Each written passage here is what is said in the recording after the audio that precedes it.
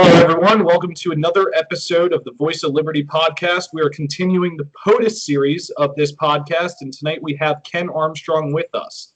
Before we get to Ken Armstrong, just wanted to touch on something that was made aware to me a little earlier today. We are changing the name of the podcast out of respect for a page that I did not know exists. What was formerly the Liberty Talks podcast on this page will just be continued to be known as the Voice of Liberty podcast. As it was made aware to us, there is a Liberty Talks podcast already. So out of respect for them, I had a great conversation with the guys over there. We're all good, but we're going to change the name, so don't be confused if I'm referring to it as the Voice of Liberty podcast from now on. So jumping right into the POTUS series today, we have Ken Armstrong. Ken, how are you doing this evening? Hey, I'm doing great. How are you doing? I'm doing awesome. Thank you for coming on the show. Excited to have you on here. Excited for the viewers to get to see who you are.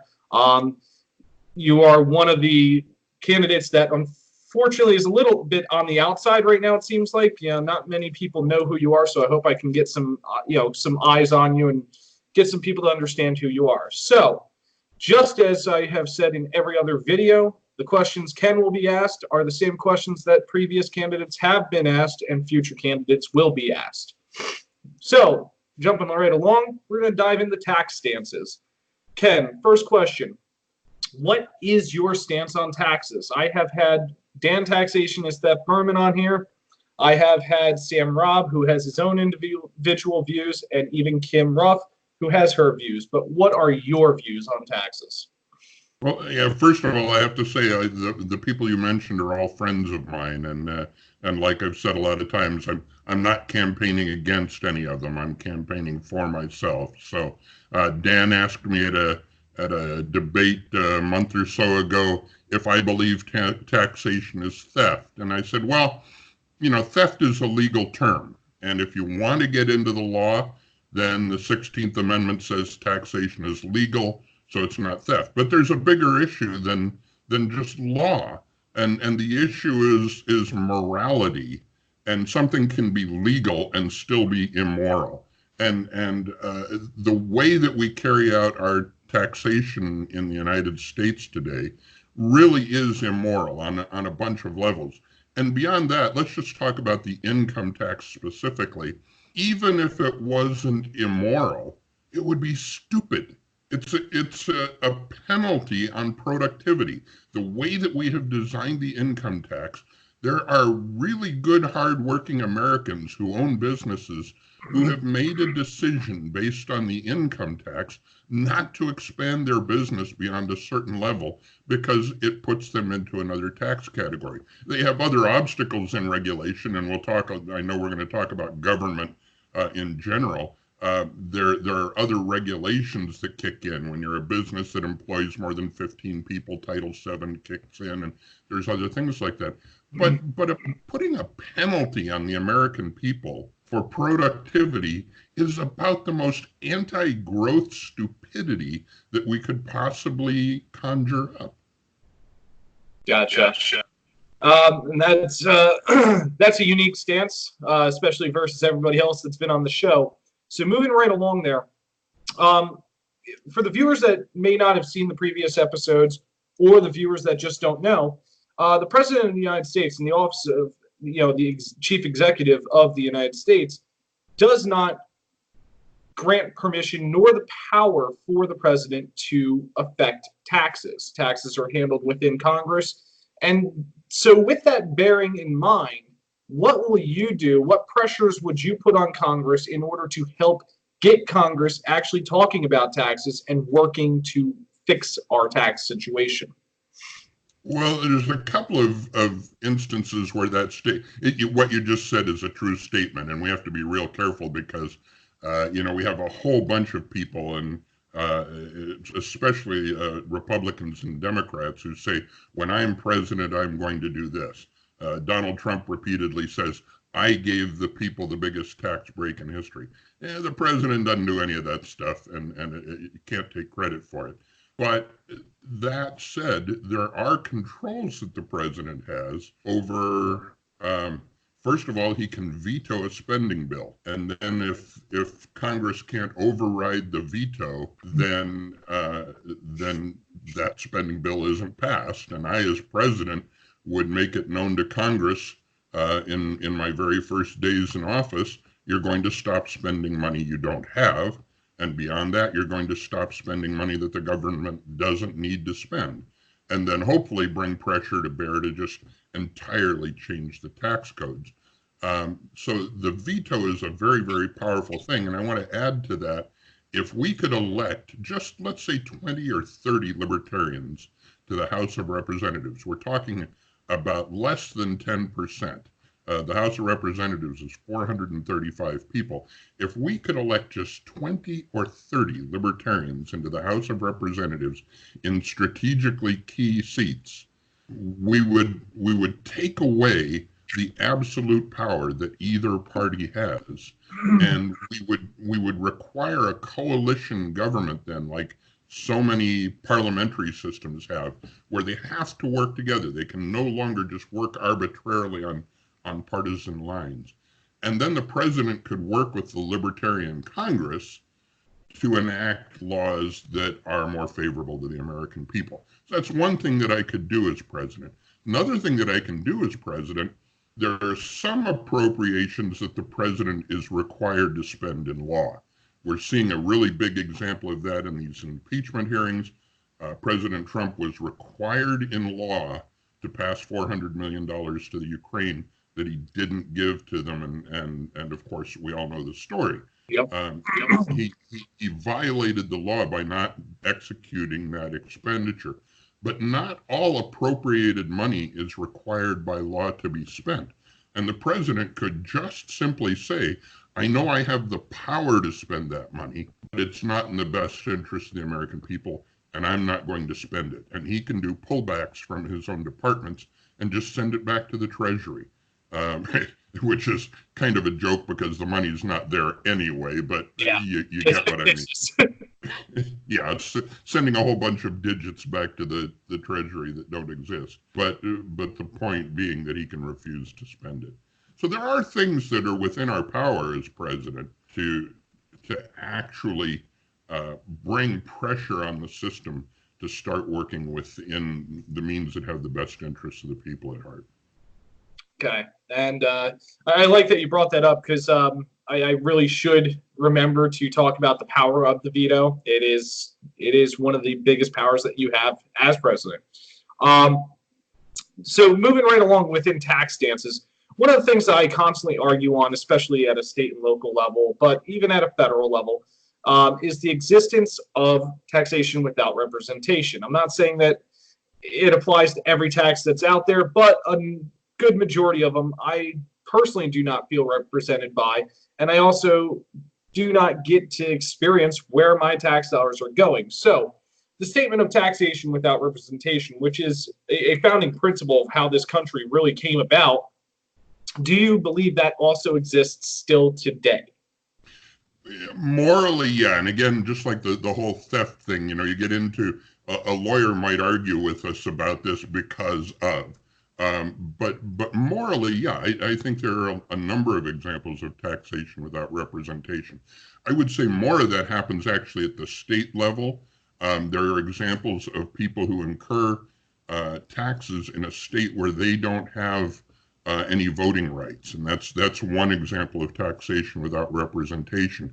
How about felons who lose their voting rights but are still required to pay taxes? That's taxation without representation. And there are a number of other examples like that. But even more down to the grassroots level, when the federal government puts an unfunded mandate on your school district in your local community, that's taxation without representation. There's no way for you to, and again, and a lawyer might argue, oh, well, you elected the Congress and they empowered the executive. I'm not talking about what's the legal definition.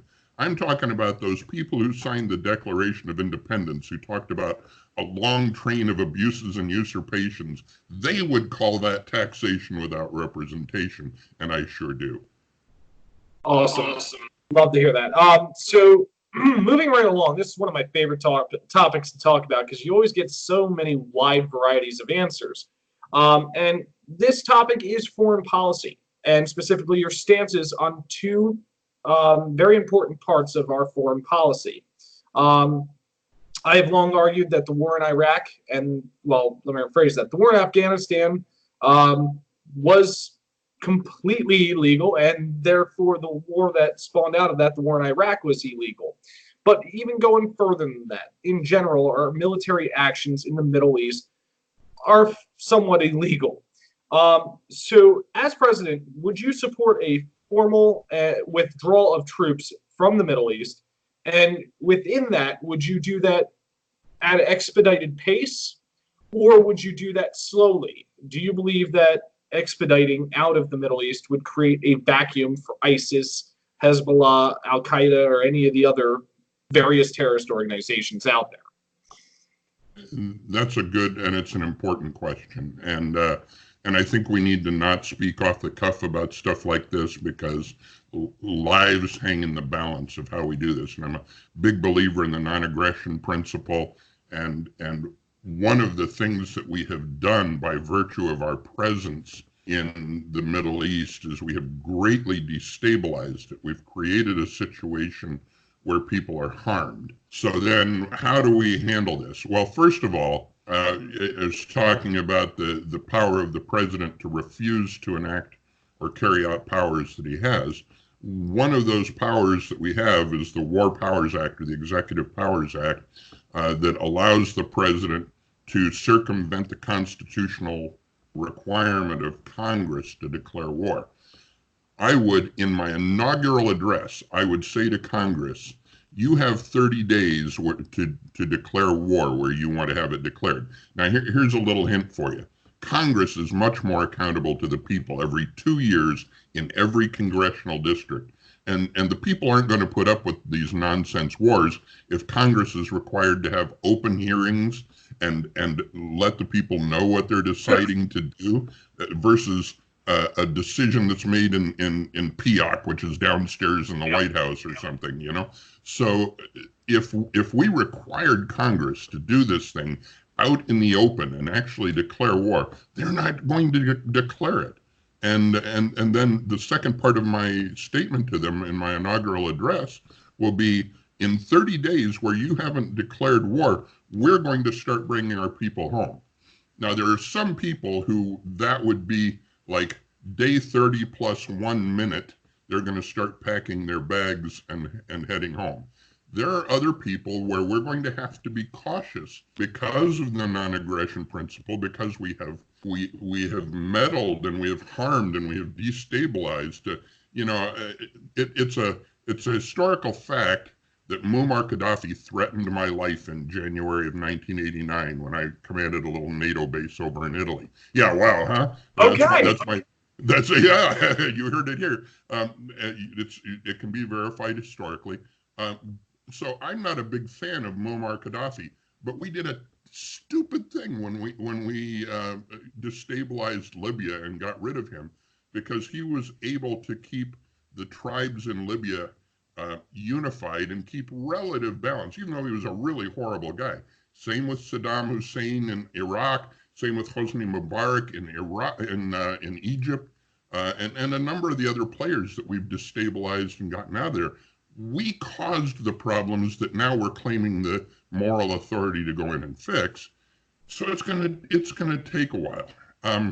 I would say, and this, it's really scary when a person starts saying, I will do this, because you really need to have smart people with all of the information, and nobody who's running for president right now, except the one guy in the Oval Office that I don't trust anyway, nobody has all of the information at his fingertips. So we have to collect that information.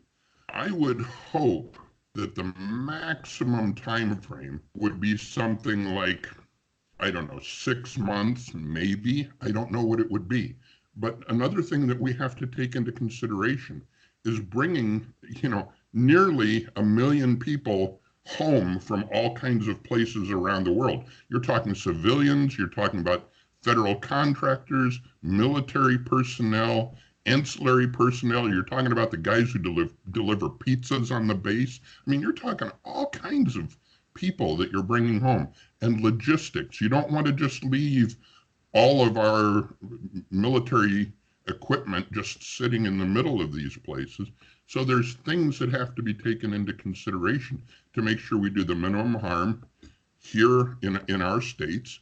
Are we going to just make those people unemployed? Are we going to have 1.5 million more unemployed in our country without health benefits and all? So there's stuff that we've got to make sure that we, I'm a big believer in the law of unintended consequences. We got to make sure that we get this right and not just do it on principle. We have to do it right. So as much as I'd like to say day 31, they all come home, the real answer is we got to take the non-aggression principle into strong consideration and make sure we're doing it right. So you partially touched on it there, and the next question was going to move into foreign military bases around the world. Now, myself, I will fully admit, the closest to the military I ever got was being a firefighter and welcoming someone home from deployment. But one of the biggest problems I've always had was we have all these foreign military bases all over the world. When the incidents with Iran were starting to heat up and it was really looking like there was a potential that Donald Trump was going to get his war with Iran, a lot of us libertarians and even non-libertarians were sharing a photo of, how would America feel if Iran had bases all across Canada and through Mexico surrounding us? Exactly. So, as far as these foreign military bases go, do you see any military bases besides the ones that are through treaty and that, as I've learned, we have these treaties with countries who have requested that we have bases there.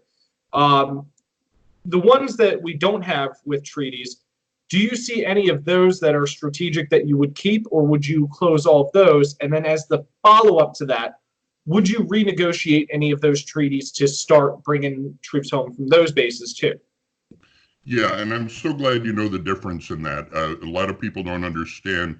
Most of our bases are not established under treaty, but there are some. That's a contract with the government, and what we have to do before we shut them down is go back and renegotiate that treaty, that contract, get it approved by Senate, and then the president ratifies it, and then we can remove the people from those bases. And I do believe in honoring our word, because we can't be good neighbors to the world if our word doesn't mean something. But most of our military bases, and the one I commanded that no longer exists now, but the one I commanded is a good example of this, wasn't established under a treaty. It was established under a memorandum of understanding with a status of forces agreement, and so that's just an agreement that as long as it's there, these are the rules, and the United States government can easily just say, okay, so we're done with that. And again, I think we have to be careful about the vacuum effect. What happens when you leave a void somewhere? We don't want to damage local economies for good neighbors and stuff like that. But I do think that right away we start shutting down all of the bases that we're not required by contract to maintain. We do that in a way where perhaps there's some other activity there. One of my good friends and advisors, my road manager, Earl Schenk, has suggested that, we talk and we're going to discuss border security. We have a plan for border security that includes international free trade zones. And Earl said, well, why don't we just put the international free trade zones in the bases that we're closing down? That'd require negotiation with the host nation. But what it would do is provide an economic stimulus instead of just simply taking that source of income away from the local people. Because almost everywhere where we have a U.S. base, the local economy depends on that base. So if we had created an international free trade zone in those locations, let's say Catania, Sicily, where we have the Naval Air Station and the NATO base and what have you there, we could. That's an enormous piece of real estate. If we negotiated with Italy to have an international free trade zone in that place, where it would be like an international city where people could come and do commerce, and the local people would be making money off of having that there in a consumer-driven free trade model instead of some kind of wartime constraint. So there are things that we can do. Then to the bases that are established in treaty, my answer is still the same. I don't think we need most of them. I won't say we don't need any of them, but we don't need most of them. And I would have to really be convinced that there's a need to be on somebody else's real estate, partly for the reason you pointed out. For the most part, we don't really make friends as a government where we are. When I commanded the little base in Italy, people used to say to me, you know, we love Americans. This is the Italian people talking to me. We love Americans. We just don't like your government. And they could distinguish between the two. And you get a lot of that in Germany and other places where we've got bases. They'll say that. We love you people. You know, we're not hating you people. We're not trying to tell you we hate you. Just get out of our country because we don't like your government being here telling us what to do. So I think we need to start acting like a 21st century government. Certainly we've got technology and you know, I'm Jeffersonian. I believe in his first inaugural address, Jefferson said that we need to be at peace with all nations, we need to be at commerce with all nations, and we need to be good friends with all nations. And that may sound like a kumbaya moment, but if we're at commerce with all nations, if we're doing business with everybody, we're much less likely to be shooting at them. And I think that's the solution rather than having bases in their country. Awesome. I definitely like that. And I'm going to give some kudos to the candidates that were on prior because they really helped me. I was a history major throughout high school, and history was my thing. And, you know, of course, government and all that stuff falling into it. And I completely forgot about the whole bases via treaty thing. So I'm going to thank the previous candidates for reminding me of that because I totally messed that up with the first three. So we're going to move right along. We temporarily talked on the impeachment inquiry that's going on. And I don't want to touch on the impeachment inquiry itself, but what I want to touch on is what sparked the impeachment inquiry, which was an unknown whistleblower taking the ultimate step towards protecting the American people and our government and holding people accountable. And I want to dive into the person that really got me onto speaking in favor of whistleblowers and defending whistleblowers and really opened my eyes way back, and which started to lead to my eventual change from GOP to Libertarian, Edward Snowden. Edward Snowden took every risk possible. He risked his life, his liberty, his freedom. He risked it all. He no longer has a home here in America. He's stuck in Russia, all because he warned us Americans what the NSA was doing to us, how FISA courts were being used to grant these warrants to spy on American citizens with little to no proof. Would you support a full pardon for Edward Snowden and welcome him home so that way he can become part of America and help continue grow America to understand this is what's happening? Well, yes, I believe I would, unless there's some kind of sealed information that we don't have access to right now. I believe that what Snowden did was expose the treason that's taking place under the Patriot Act. And that's another one of those acts that I would just simply refuse to execute the power that's granted under that act. So it's sort of like the states that legalize marijuana and leave people in prison for marijuana-related offenses. You know, if you've acknowledged that something is not an unlawful act, then it's kind of hard to penalize somebody for committing that act. If Edward Snowden was blowing the whistle on the Patriot Act, which is essentially what he was doing. I mean, it goes kind of deeper and wider than that, but essentially he was blowing the whistle on the Patriot Act. And so if that's what he's doing, and if I as president say that the Patriot Act is morally repugnant to me, it's kind of hard for me to turn my back on a guy who was taking the same stand in the only way that he had at his disposal. Now, let me say, because, I used to hold a top secret clearance, I understand what classified material is. A whole lot of people have a misunderstanding. They think the government just gets to keep secrets whenever it wants to, and it doesn't work that way. It's a very, very systematic and actually a tricky system. But I do believe that we have to be careful that we just don't open the door on anybody blowing the whistle on anything they want. Because again, coming back to the non-aggression principle, there are people who can be hurt by exposing things that are going on to protect people. We ought to not be holding clandestine operations in our own country or elsewhere in the world unless it's the only way that we can protect somebody against aggression. That's the only reason that we should have clandestine operations. But if we are protecting somebody against aggression and the whistle gets blown on that in a public way, give it to the newspaper or whatever, and people die, or the operation gets burned and they can't rescue somebody or what, you can see where I'm going with that. It is possible to cause harm by being so anarchist, and forgive me because I got a lot of anarchist friends out there, but to be so anarchist that anybody can do whatever they want, even to harm someone else, is not libertarian. We stop at the border of harming other people. And so I don't think Snowden crossed that line, in my personal opinion. I think Snowden exposed unconstitutional excesses in government, and I think I think history will reflect that Snowden, maybe hero is too grandiose a word, but I think history will reflect that Snowden was on the cutting edge of bringing down a bad system in government.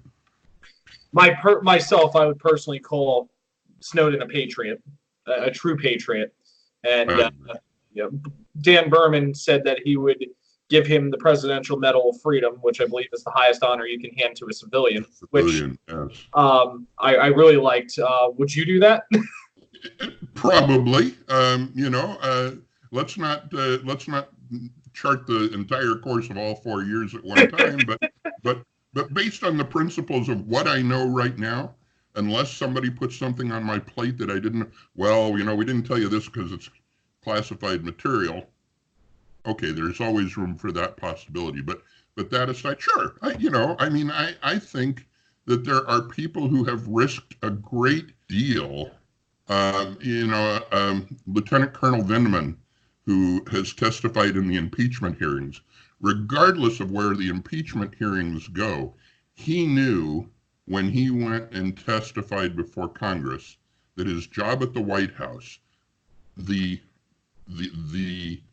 pinnacle of military service, that he had just ended that job. That takes incredible courage as a military officer to speak out against your superiors and to take a stand that you know is going to cause you personal harm. The Army's protecting him and his family now because there are people on the right who are threatening his life. The people on the right always talk about the Antifa people who are, supposedly threatened. They're the ones who are threatening Vindman's life right now. And so there are people like Vindman, like Snowden, and I do believe they belong in the same breath.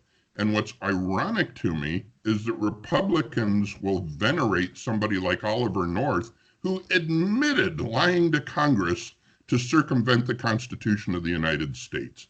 It makes my head explode that they're okay with Ollie North, but Vindman is not an American. What blew my mind, the bit of hypocrisy, since we touched on Vindman, what blew my mind about him is, the Republican Party, and I don't want to throw the entire Republican Party under the bus because I believe, as the first guest I ever had on the show said, there's the Republican Party and then there's the Trumpian Party. And I want to more focus on the Trumpian Party, but also a little bit of the Republican Party. It's absolutely hilarious that the Stand for the Flag, Support the Troops Party roasted and destroyed and has made so many threats towards Vindman the way they have. I mean, what Vindman did, he was unbiased in his testimony. It was a phenomenal testimony. I watched that one from start to finish, and he was professional in the utmost example. You know, the one and only time that I've met Donald Trump was 33 years ago. And at that time, he showed profound disrespect for military people. During his campaign, he made deplorable comments about a Gold Star mother. He dissed Senator John McCain. And it's not about whether you like John McCain's voting record or not.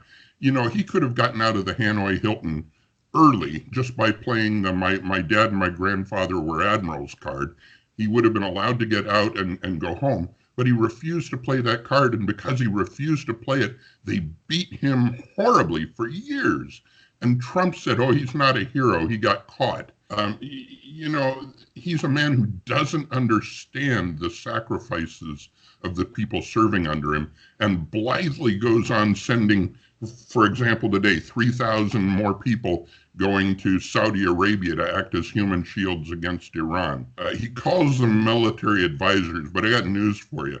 With the technology that we've got today, if those people in Saudi Arabia were only going to be advisors, they could Skype it in from poolside in Las Vegas. They don't need to be in Saudi Arabia. They're in Saudi Arabia to be human shields. And Trump has no understanding or respect for their sacrifices. The man, no, yeah, absolutely. I'm sorry. I could go on for a long time about that. No, it's fine. I mean, I'm pretty sure pretty much every candidate that I've had on the show and everyone that I'm going to have on the show after this, we all could go on for hours about how much we don't like this guy. But we got to even. I wouldn't be running for the office if I thought he was doing a good job. Let's put it that way. Now, moving right along, let's move into something a little more home-based here, which is the drug war. Libertarians, we have generally equated the drug war to prohibition. And I believe, at least I'll speak for myself and most of the libertarians I know, the reason we do that is because people who aren't libertarians, who don't understand why we are against the drug war, that is a perfect real-life example for them of why this whole war on drugs needs to not exist. Now, I have people that I know that support legalizing the plant-based substances and then not touching anything else. Mm-hmm. You, as president, would you support making efforts towards working to legalize all drugs, or do you have certain ones that you would stop at? What's your view on it? Well, and let's I'm gonna parse some words here. There are differences between legalizing things and decriminalizing them. And the first step, I think, is we need to decriminalize a lot of those things. Some of them I do think need to be under more local discretion, and there may be, you know, like in some states there's certain enforcement over let's say alcohol, where other states don't exercise that same oversight. So, pardon me. Yeah. So I do think that step one is to decriminalize it. Yes, ultimately to legalize it. But you know, we're libertarians here, so we're preaching to the choir. But we're one of the most, if not the most, incarcerated nations in the world, and a huge percentage of the people we incarcerate are in for-profit prisons serving drug crimes. This is a system where there are lobbyists who are encouraging the government to keep these crimes on the books because it's profitable for their prison businesses to do that. And if you know, I'm not a wacko conspiracy theorist. I don't go off on every theory I hear, but if you understand economics, making something for profit that is damaging to the people is, again, that's a violation of NAP. It's you know, we're being aggressive against the people. I believe in a constitutional amendment, by the way, to forbid for-profit prisons. And I'm not big on federal control, but I think that's one area where the people have a right for there to not be institutions that are making a profit off of their suffering. So anyway, answer your question. First of all, decriminalize, which is something that we can do very rapidly. Second of all, legalize. Going back 100 years when most of these things were legal, the street prices were much, much lower, which did not mean that more people were using them. It actually meant fewer people were using them because it wasn't a profitable industry. There was nobody marketing it like they do today. And for those who aren't aware, I was one of the original architects of the drug wars in the Caribbean. I worked on Operation Checkmate and Operation Wagon Wheel back in the 80s in the Caribbean, and actually got my admiral, 3-star admiral, to sign off on a citation that admitted that we were unsuccessful in doing anything except making them move to different routes to transit their drugs. And we have spent billions, trillions. I think the figure is something like $3 trillion that we've spent to date on the drug wars. I don't have that at my fingertips, but to imagine the money that we have spent on this, the lives that have been lost, and I'm talking about lives on the streets of Chicago. I'm talking about lives in the jungles in Medellin and places like that. All kinds of waste of human resource because we're fighting this war that is exactly like the Prohibition. It's exactly what it is. That's a perfectly apt example. I was anti-prohibitionist, by the way, before I was a libertarian. I started becoming a libertarian about 20 years ago. I've been anti-prohibitionist since I was involved in the drug wars in the 80s. So 10 years before I was a libertarian, I was anti-prohibitionist. Gotcha. So with that, moving right along, I want to step into some more constitutionally based items. Well, specifically one constitutionally based item that is a hot button topic on one side of the debate stage right now, and a hot button topic that most of the people don't realize is a hot button topic on the other side, and that is the Second Amendment. As a libertarian, I hold myself to be a staunch believer in the constitutionally written Second Amendment. What it says is what it is, and that is without doubt or question.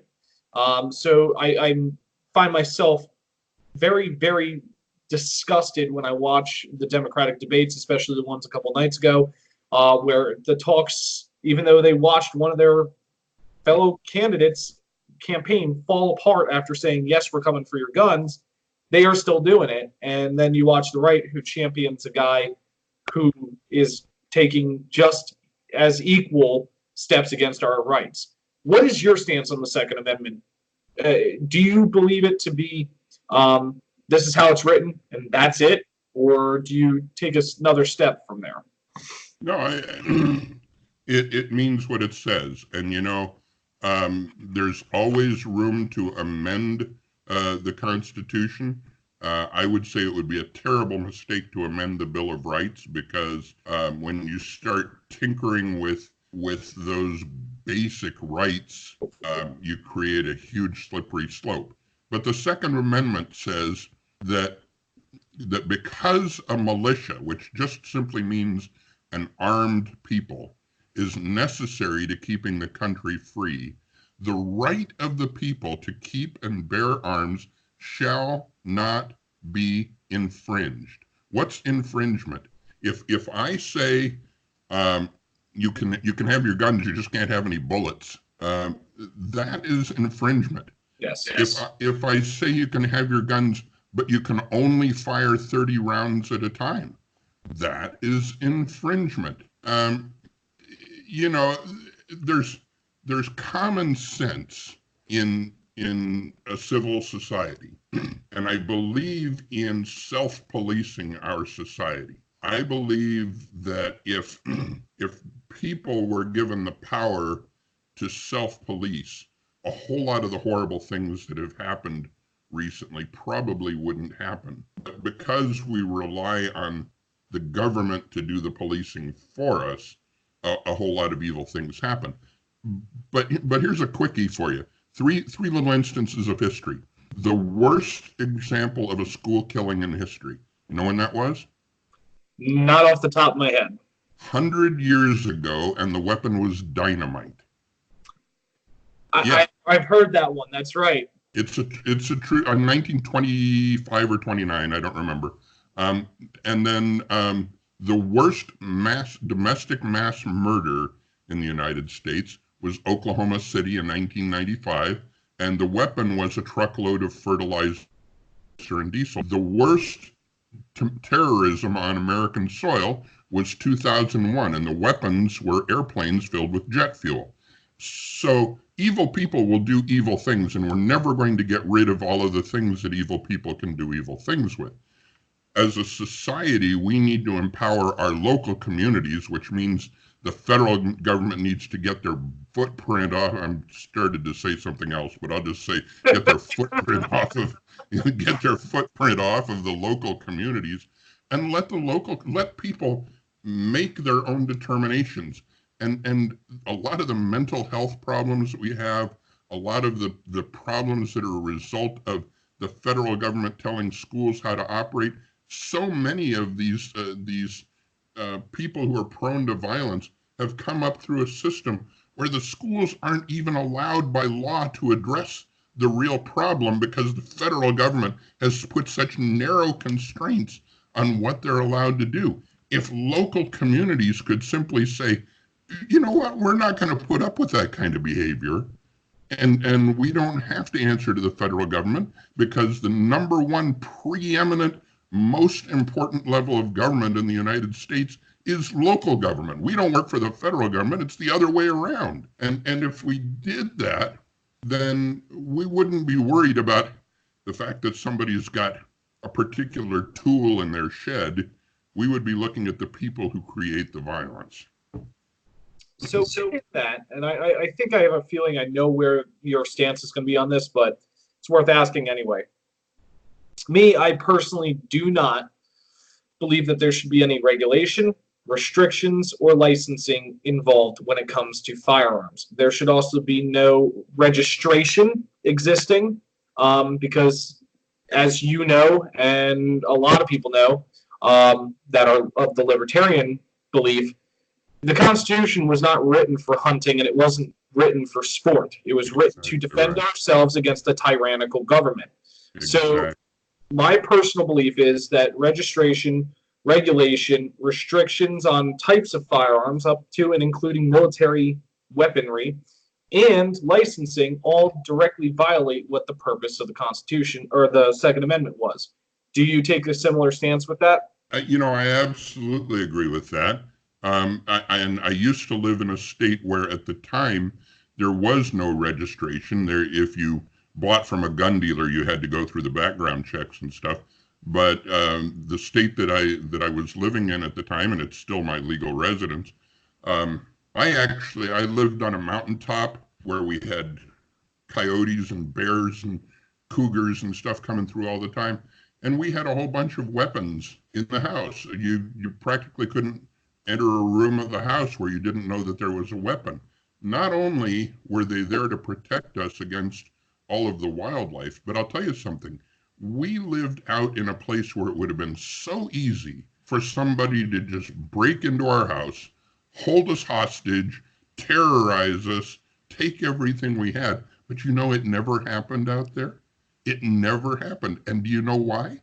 Because they knew everybody had guns in their house. You didn't have to use them. You didn't even have to take them out of the case. The simple fact that you had them was your protection.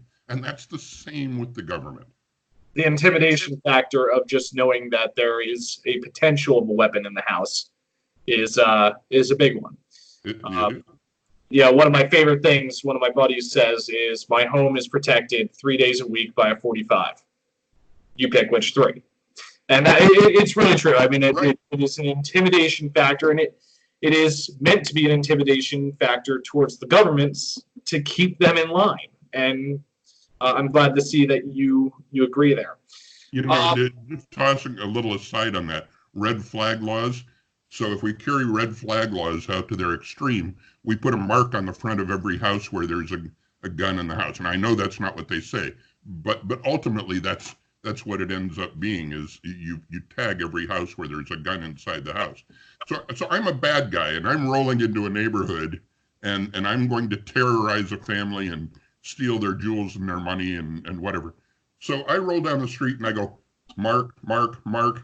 No, Mark, that's where I'm going. Yep, exactly. So let's jump into what you wanted to touch on, and to the viewers. When I send out the questions to the candidates, I do ask them if they want to add anything. And one thing that Ken wanted to add was immigration.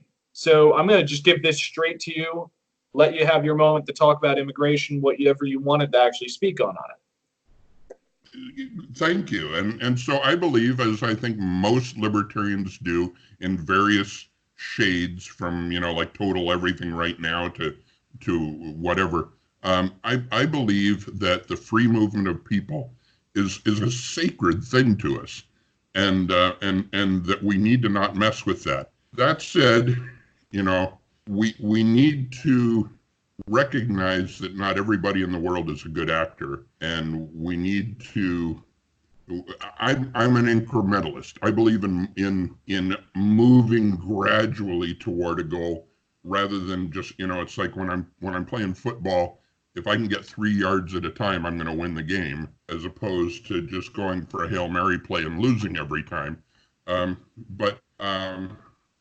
So in terms of borders and immigration and that sort of thing, I believe our goal needs to be that people can move freely wherever there's work for them, wherever there's education for them, wherever there's family to support them. I do not believe that they should be able to move to a country and be supported on the whatever you want, a welfare system of whatever country they move to. I don't believe in that, but I do believe that that people who haven't been proven to be bad actors,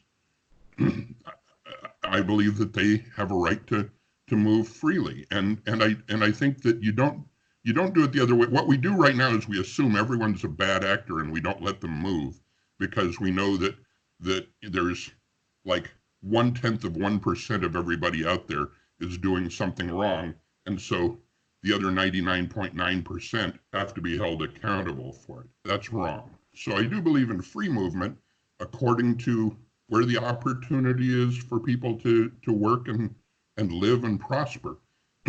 That said, one of the increments that I would like to see, and I have a plan that's being developed right now, I would propose to Congress that rather than building walls on our southern border, we create economic free trade zones. And I was alluding to this earlier about what we could do with our bases in other countries.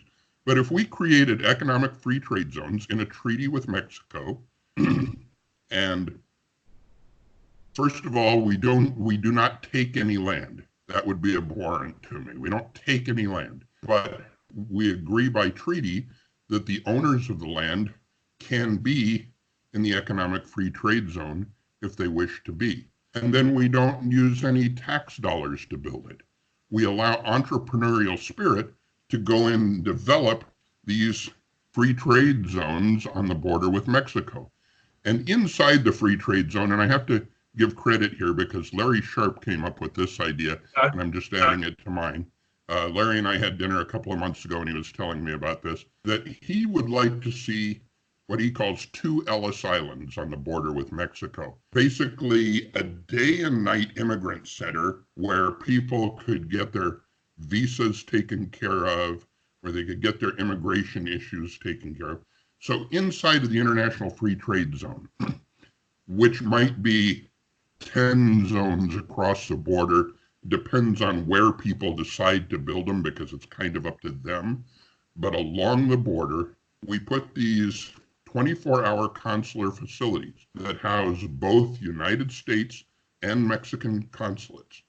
In 2014, which is the last time that we have complete data, 42% of all of the, I hate the term illegals, but all of the undocumented foreign nationals in the United States, 42% of them were visa overstays. You can build all the walls you want. These are people who came in the country trying to do it right, trying to be legal and accountable and doing everything right.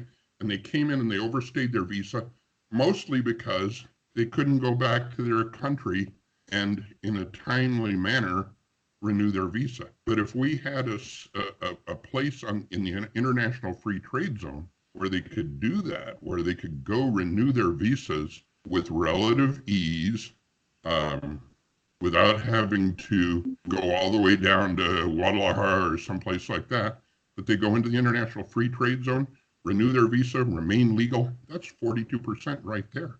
Yep. Now, since you talked on visas, you talked on that, and I love that you brought up the whole point that most of the immigration problem is visa overstays. And I've used this in arguments with, I hate to say arguments, but it is arguments at this point, with Trump supporters and supporters of the wall and cutting down on immigration. They don't seem to understand this. Now, within that 42%, there's also got to be some percentage of that population who the reason that their visa expired is because it takes far too long for us to work people through the immigration system. It costs far too much for these people to get through the immigration system. Me as a libertarian, I've always questioned why it costs so much. If we want these people to do it legally, why are we making it so hard for them to do it legally? So would you make becoming a U.S. citizen easier so that more people could do it legally? I mean, what's your idea there? I hadn't thought out making citizenship easier to get. Okay. Getting permanent resident visas, I think, is the first question, the first step along that. And that would be absolutely yes. The quota system that President Trump is just making harder rather than easier now, it's a draconian system that doesn't take into consideration where the jobs are, where the needs are, where, he does to a certain extent allow for employment visas, but he really hasn't taken into consideration the free movement of people in a consumer-driven economy where just simply, if a company in the United States wants to employ somebody who's living in Mexico right now, that probably means that either that person has a skill that they really want in that company, or nobody around them in their immediate area does have that skill. And it should be the right of the company to do that. So starting with employment visas, education visas, family visas, all of those things, up to the pinnacle of the visa system, which is the permanent resident visa, and then opening that up. Sure, ultimately, those things feed into a freer system of citizenship. Okay. So moving right along, I wanted to jump into, we're going to kind of shuffle the list a little bit here just because of how we are on time. What are your stances on sex workers' rights? Be pretty blunt about that one. And the reason I ask is because as I've come into the Libertarian Party and I've learned more and I've jokingly fallen down the rabbit hole more and more, I have started to really become active in trying to make sure people understand the rights of sex workers and, try and question candidates on those stances. Do you support legalization? Do you support decriminalization? Do you support the right that they have to trade a product for money? Well, first of all, so there's several layers to the question, and you don't have to like a thing to endorse a person's right to do the thing. The government should not have any right to infringe on two consenting people to make a contract to do a thing that doesn't harm anybody else. And that should just be a very simple premise of all of our laws. If it doesn't harm anybody else, then the government shouldn't be involved in it. And that's the non-aggression principle in full color. But to be more specific about it, the government prohibiting acts like the sex trades, that's a prohibitionist act that has caused more trouble than it's solved.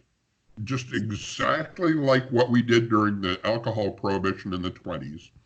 So what we've created now is a system where sex workers can be physically and economically abused, where they can go with serious health problems without any way of dealing with it, where they can be murdered in the extreme because they're non-persons who have disappeared into the system.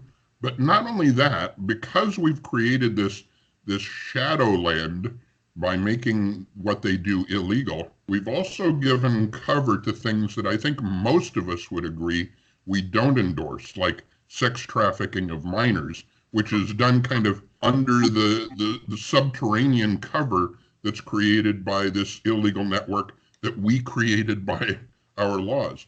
We know we're not going to get rid of sex workers. We're well aware of that.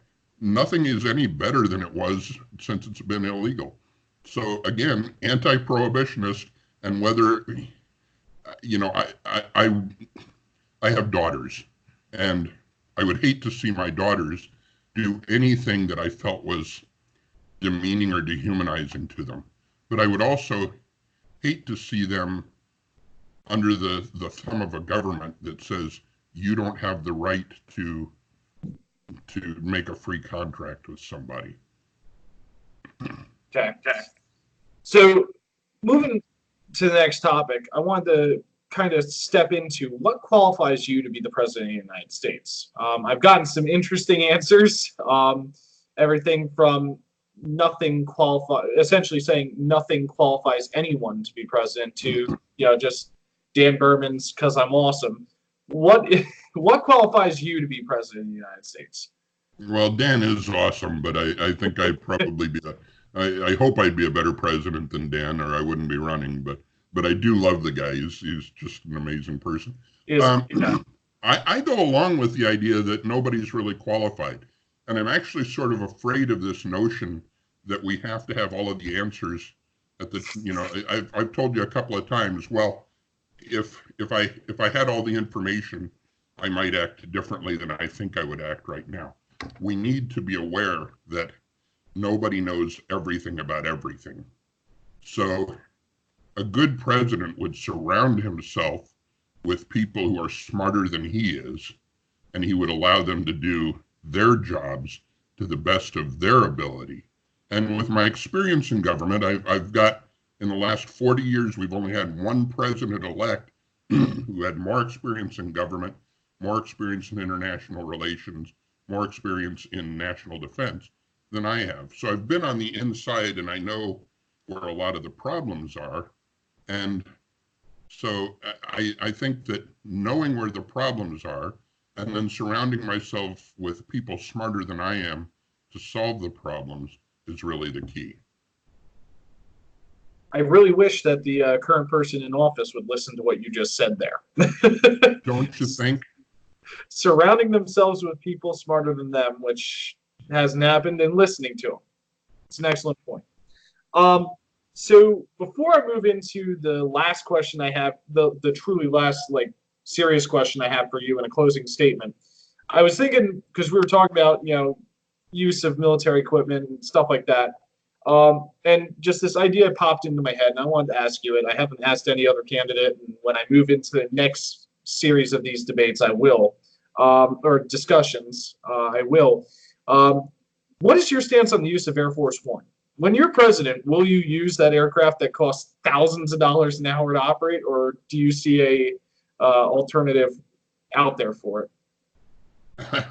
That's a tough one. I'd rather be in a motorhome or a train, but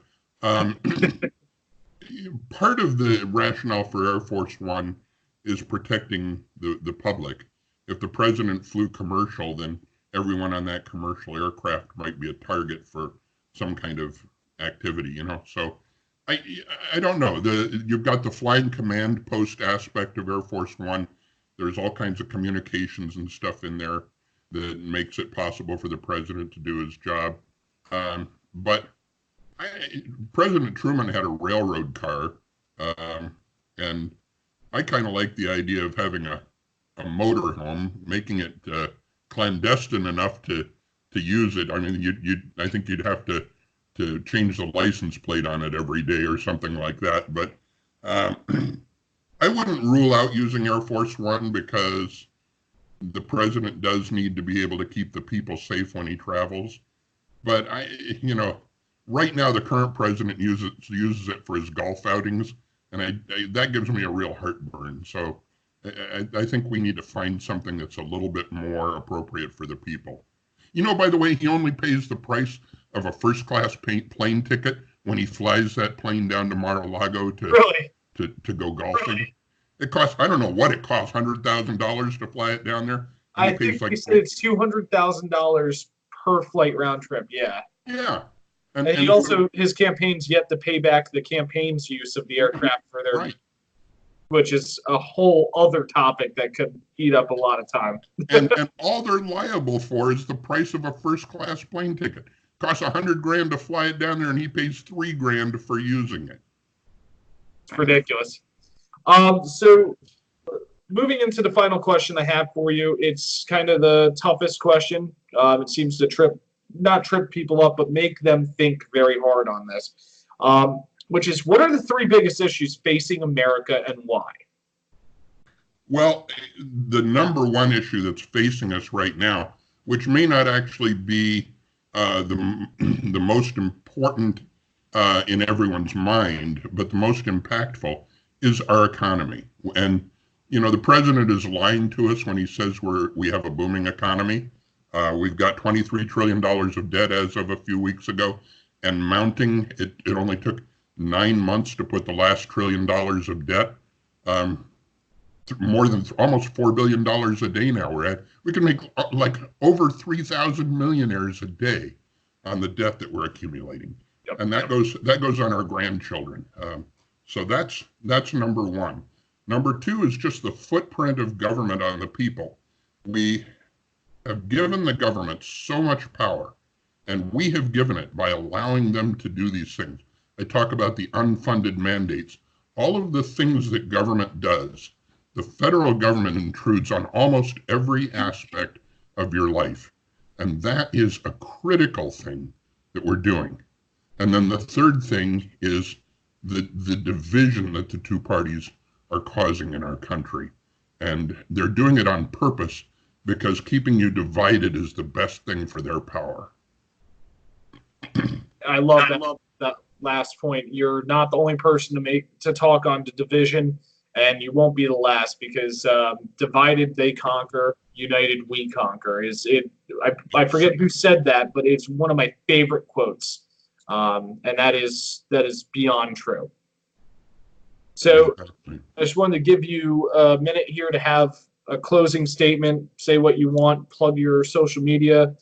Time is yours. Well, like all libertarians, I'm hungry and desperate for money. So we are looking for financial support just to keep us going. I'm in 41 states so far in 6 months on this campaign. And we stay in little budget hotels and travel by car and eat at Golden Corral, and we keep it on the cheap. So it's not like Joe Biden complaining that he needs $4 million for his luxury private jets. But so we do need financial help. We need volunteers, and we need people to become aware of the issues. I'm starting a group of people who are running for Congress, libertarians running for Congress, and actively supporting getting more libertarians on the ballot for Congress in 2020. Those are things that we desperately need. No president is going to be able to serve the people without a Congress that also wants to serve the people. So that's a critically important thing. So I'd ask people to come to Armstrong2020.com. We've got a new website going up. We know that the website that's up there It was really just intended to be a placeholder, folks. We get it. But the new website will be up soon. But Armstrong2020.com, and come give us a hand. Awesome. So with the Voice of Liberty podcast, I really want to thank Ken for coming on the podcast tonight. Quick plug here. Some upcoming candidates we have include Adam Kokesh, and we got a couple LNC chair candidates we're working on. So look for those announcements to come soon. I'm Henry Conley with the Voice of Liberty podcast, and as always, awaken the voice of liberty.